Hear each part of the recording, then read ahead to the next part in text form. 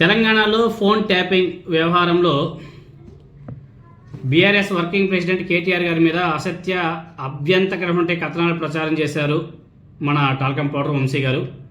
దెబ్బతో BRS party శ్రేణుల్లో హైదరాబాద్లోని ఆ తెలుగుదేశం పార్టీ అనుకూల ఛానల్ మహా న్యూస్ టాల్కమ్ పౌడర్ గారి ఆఫీస్ మీద దాడి కూడా చేశారు. ఈ దాడి మీద చంద్రబాబు నాయుడు గారు, పవన్ కళ్యాణ్ గారు, నారా లోకేష్ నాయుడు గారు ముగ్గురు స్పందించారు. వీళ్ళ ముగ్గురు ఎవరు? ఆంధ్రప్రదేశ్ రాష్ట్రానికి చెందినటువంటి మంత్రులు, ముఖ్యమంత్రి. వీళ్ళు ఆ ఛానల్ మీద దాడి చేసింది ఎవరు? ఎక్కడ? తెలంగాణలో హైదరాబాదులో బీఆర్ఎస్ శ్రేణులు దాడి చేస్తే ఆంధ్రప్రదేశ్ నుంచి వీళ్ళు స్పందించడం వెనుక కారణాలు ఏంటి, మతలబు ఏంటి? స్పందించాల్సిన అవసరం ఏముంది? ఇంకా చంద్రబాబు నాయుడు గారు స్పందించాడు భలే. ఏదైతే మహా న్యూస్ ఛానల్ వాళ్ళు వేసినటువంటి ఒక తమ్మునైల్ని చంద్రబాబు నాయుడు గారి స్క్రీన్ షాట్ తీసి దాన్ని ఆయన పోస్ట్ చేశాడు. ఆయన ఏం పోస్ట్ చేశాడంటే, తెలుగు రాష్ట్రాల్లో ప్రముఖ మీడియా ఛానల్ మహా న్యూస్ ప్రధాన కార్యాలయంపై జరిగినటువంటి దాడిని ఖండిస్తున్నాను. హైదరాబాద్లోని ఛానల్ కార్యాలయంపై దుండగులు దాడి చేసి విధ్వంసం సృష్టించడం దారుణం. ఇక్కడ బీఆర్ఎస్ పార్టీ గురించి, బీఆర్ఎస్ నాయకుల గురించి ఎక్కడ కానీ స్పందించలేదు. దుండగులు. ప్రజాస్వామ్యంలో ఇలాంటి దాడులకు చోటు లేదు. బెదిరింపులు, దాడులతో మీడియాను కట్టడి చేయాలనే ఆలోచన మంచిది కాదు. ప్రజలు, సమాజం దీన్ని ఆమోదించరు. మహా న్యూస్ యాజమాన్యానికి, సిబ్బందికి, జర్నలిస్టులకు సంఘీభావం తెలుపుతున్నాను. ఇది చాలా ఇంపార్టెంట్, గుర్తుపెట్టుకోండి. దీని గురించి మళ్ళీ మనం చాలా ఇంపార్టెంట్గా చెప్పుకోవాలి. ఏదైతే మన టాల్కమ్ పౌడర్ వంశీ గారు తమ్నెయిల్ వేశాడో ఆ తమ్నెయిల్ పెట్టాడు. పెద్ద పెద్ద కర్రలతో, బండరాలతో దాడి చేశారని చెప్పేసి తమ్నెయిల్ వేశారు కదా. ఆ తమ్నెయిల్ని నారా చంద్రబాబు నాయుడు గారు పెట్టి ఈ పోస్ట్ రాశాడు. ఇక చాలా గుర్తుపెట్టుకోవాలి, ప్రజాస్వామ్యంలో ఇలాంటి దాడులకు చోటు లేదు. బెదిరింపులు, దాడులతో మీడియాని కట్టడి చేయాలనే ఆలోచన మంచిది కాదు. సమాజం దీన్ని ఆమోదించదు. మహా న్యూస్ యాజమాన్యానికి, సిబ్బందికి, జర్నలిస్టులకు సంఘీభావం. తర్వాత నారా లోకేష్ నాయుడు గారు కూడా స్పందించారు. ఆయన ఏమన్నాడు? హైదరాబాద్ మహా టీవీ హెడ్ ఆఫీస్పై దాడిని తీవ్రంగా ఖండిస్తున్నాను. ప్రజావాణి వినిపించే మీడియాపై దాడి ప్రజాస్వామ్యంపై దాడిగానే పరిగణించాలి. దాడి చేసిన వారిపై కఠిన చర్యలు తీసుకోవాలని తెలంగాణ ప్రభుత్వాన్ని కోరుతున్నాను. కథనాలు, ప్రసారాల పట్ల అభ్యంతరాలు ఉంటే తెలియజేయవచ్చు, వివరణ కోరవచ్చు, ఖండన అడగవచ్చు. ఇలాంటి దాడులు క్షమించరాదు. ఆ ఛానల్ యాజమాన్యానికి సంఘీభావం తెలుపుతున్నాను. తర్వాత పవన్ కళ్యాణ్ గారు మర్చిపోయిన ఆయన కూడా ట్వీట్ చేశాడండి. ఆయన ఏమన్నాడో చూస్తాం.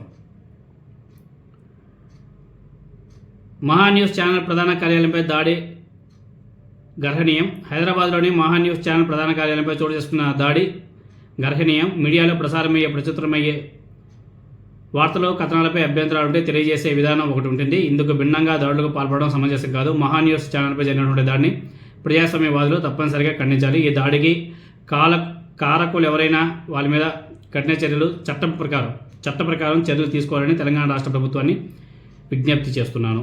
పవన్ కళ్యాణ్ గారు, ఉప ముఖ్యమంత్రి. ఇదే మహా న్యూస్ ఛానల్ మీద 2018లో మన పవన్ కళ్యాణ్ గారు ట్వీట్ చేశాడు. ఏమని? మహా న్యూస్ ఛానల్ అనేసి ఒక ఛానల్ ఉంది. ఆ ఛానల్ వాళ్ళు మా తల్లిని తిట్టారు, అబ్యూస్ చేశారు. ఆ ఛానల్లో అప్పుడు ఓనర్ సుజనా చౌదరి గారు, తర్వాత ఆ ఛానల్లో ఉన్నటువంటి మూర్తి గారు, ఆయన మీద, ఆ సుజనా చౌదరి గారి మీద, అదేవిధంగా మహా న్యూస్ మీద పవన్ కళ్యాణ్ గారు అసలు ఇంకా బీభత్సం చేశాడు. మా తల్లి గారిని తిట్టాడు, మా చెల్లిని తిట్టారు, మా ఫ్యామిలీని లాగారని చెప్పేసి అమ్మ నా బూలు తిట్టాడు 2018లో. ఇప్పుడు అదే ఛానల్ మీద సానుభూతి చూపిస్తున్నాడు పవన్ కళ్యాణ్ గారు. తన తల్లిని తిట్టేటువంటి ఛానల్ మీద దాడి జరిగితే అందరికంటే ముందు స్పందించాడు పవన్ కళ్యాణ్ గారు. చంద్రబాబు నాయుడు గారు, నారా లోకేష్ నాయుడు గారి కన్నా ముందు పవన్ కళ్యాణ్ గారు స్పందించారు. ఎంత దారుణమో చూడండి. ఇలా ఉంది. తర్వాత ఇంకా చెప్పుకోవాలా, ఇక్కడ ఇంకొక పాయింట్ ఏమంటే, వీళ్ళు ముగ్గురు స్పందించారు కదా. ఏమంచి స్పందించారు? మీడియా మీద దాడి మంచిది కాదని చెప్పేసి స్పందించారు కదా. ఏ మీడియా సంస్థపై దాడినైనా ప్రజాస్వామిక వాదులంతా కూడా ఖండించాలి. ఇలాంటి సంస్కృతిని ప్రతి ఒక్కరు కూడా వ్యతిరేకించాలి. కానీ తమకు అనుకూల మీడియా సంస్థల మీద భౌతిక దాడులు జరిగితే వెంటనే ఖండించడం, వీళ్ళకి వ్యతిరేకంగా ఉన్నటువంటి మీడియా సంస్థల మీద దాడి జరిగితే మౌనంగా ఉండడం, అది ఎంతవరకు సమంజసమో ఒకసారి చెప్పాలి. ఇటీవలే మనం చూసాం, ఆంధ్రప్రదేశ్లో రాష్ట్ర వ్యాప్తంగా సాక్షి ప్రధాన కార్యాలయం మీద తెలుగుదేశం పార్టీ శ్రేణులు భౌతిక దాడులకు తెగబడ్డారు. అప్పుడు ఈ నీతి సూక్తులు లోకేష్ గారు, పవన్ కళ్యాణ్ గారు, చంద్రబాబు నాయుడు గారు ఎందుకు మాట్లాడలేదు? అధికారాన్ని అడ్డు పెట్టుకుని రాష్ట్ర వ్యాప్తంగా ప్రత్యర్థి పార్టీకి చెందినటువంటి మీడియా కార్యాలయాలపై దాడులు ప్రోత్సహించినటువంటి వీళ్ళు నేడు హైదరాబాద్లో తమకు అనుకూల ఛానల్ మీద దాడి జరిగితే అది ప్రజాస్వామ్యం, పత్రికా స్వేచ్ఛ అని చెప్పేసి భారీ భారీ డైలాగులు కొడుతున్నారు. చండాలం అనిపించట్లే?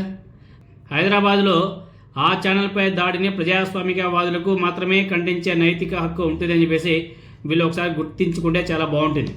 ఎందుకంటే అమ్మా వాళ్ళ మీద దాడి జరిగితే ఒక విధంగా, వీళ్ళ మీద దాడి జరిగితే ఒక విధంగా. చాలా బాగుంది. ఒక సాక్షి ఛానల్ మీదనే కాదు, దానికి ముందు డక్కన్ క్రోనికల్ ఆఫీస్ మీద కూడా దాడి చేసి దగ్ధం చేశారు. ఎందుకు? అప్పుడు ఆ వైజాగ్ స్టీల్ ప్లాంట్ గురించి ఏదో రాశారని చెప్పేసి, ఆ ప్రైవేటీకరణకు సంబంధించి ఏదో రాశారని చెప్పేసి డక్కన్ క్రోనికల్ మీద ఇదే తెలుగుదేశం పార్టీ, జనసేన పార్టీ నాయకులు ఆ గేట్ మీద ఉన్నటువంటి మొత్తాన్ని, ఫ్లెక్సీలు మొత్తాన్ని కూడా తగలబెట్టేశారు. మరి ఆ రోజు ఏమైంది? చలో అదే తర్వాత సాక్షి మీద అదిగో వీళ్ళు తమ్నేస్ రాశారు, ఈ పచ్చ మీడియా వాళ్ళే తమ్నేస్ రాశారు. సాక్షి ఆఫీస్పై దాడులు, జగన్ రెడ్డి సాక్షి దినపత్రిక రెండూ లేకుండా చేస్తాం తెలుగుదేశం పార్టీ నాయకులు. అవన్నీ మర్చిపోలేదు కదా. మామూలుగా అసలు సోషల్ మీడియాలో అయితే నా సమయంగా అవన్నీ పెట్టి మరి చంద్రబాబు నాయుడు గారిని, పవన్ కళ్యాణ్ గారిని, నారా లోకేష్ నాయుడు గారిని ముగ్గురిని కూడా ఏకీపరేస్తున్నారు. వీళ్ళు మళ్ళీ ప్రజాస్వామ్యం కూని అయిపోయిందని చెప్పేసి మాట్లాడుతుంటే ప్రజలంతా కూడా నవ్వుకుంటున్నారు. మామూలుగా కాదు, అసలు కింద నుంచి నవ్వుకుంటున్నారు. కొంచెమైనా సరే ఉండాలా. ఆ మహా న్యూస్ అనేది ఒక ఛానలా? ఆ టాల్కమ్ పౌడర్ కూడా ఒక జర్నలిస్టా? మీకు అనిపిస్తారేమో ప్రజలకు వాళ్ళు జర్నలిస్ట్ అనేసి ఎవరు భావించడంలే, అదొక న్యూస్ ఛానల్ అని చెప్పేసి ఎవరు కూడా భావించడం లేదు.